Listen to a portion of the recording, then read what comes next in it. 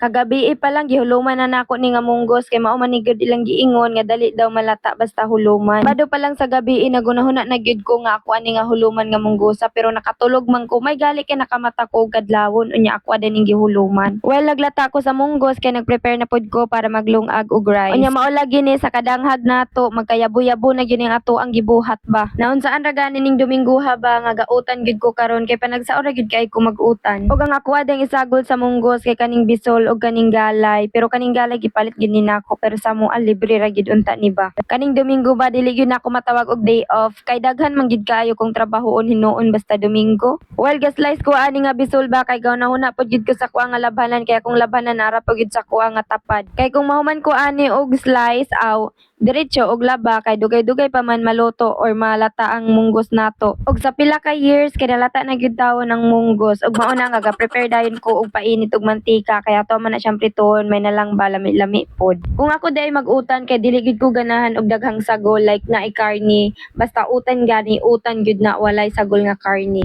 Unya sakto ra pod siguro nang ako ang pagkautan no kay akong giunahuna gabi nga unahon ako og prito ang bisol pero karon ako na lang giuna ang munggos kay murag dili man gyud siya mauoy. So mao na siya giingon ba nga gimaumao ra gyud na ako ng utana basta maluto lang og lami aw okay na gyud na. Karon ra nako na realize nga nadaghan gyud na ako siya og luto. Murag daghan gyud ang mga unba nga ako ra man gyud usa. Dili pud ta kapanghatag sa silingan kay wala man pud koy kaila diri so mao nang mag-usik-usik na pud ta karon.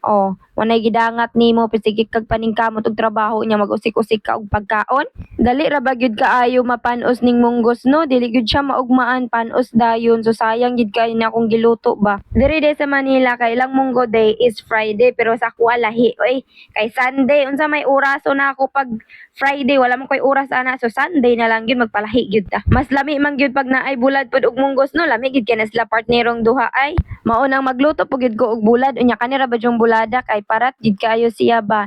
Naamang gyud unta koy inununan nga isda pero mas bet man gyud na ako magbulad karon nahala ang UTI nato ani pero moinom ra gyud tagdaghang og tubig. Kani ang ako ang pamahaw dala na gyud mga paniudto kay pwede naman gyud ning udtuhan nya nagkurog-kurog na gyud ako ang lawas ba. Pero kay video is life gyud unahon gyud ang pag video kay sa kagutom ba.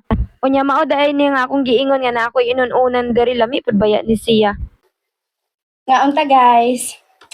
So ako galuto jud ko ginani ba kay para gani ma-feel ra nako ang nga na ako sa probinsya kay na-miss gid nako ang mga pagkaon sa probinsya. Katong niuli ko sa amoa kay pagbalik nako hugot na jud kaayo ako ang mga jeans kay dali kay ko ni tambok ba kay lami kay pagkaon nito di jud ka maka-diet. Nga mas lami gyud tani kung naa kay kanang bugas nga mais ba pero wala ko kadala ato kay dali na para night time.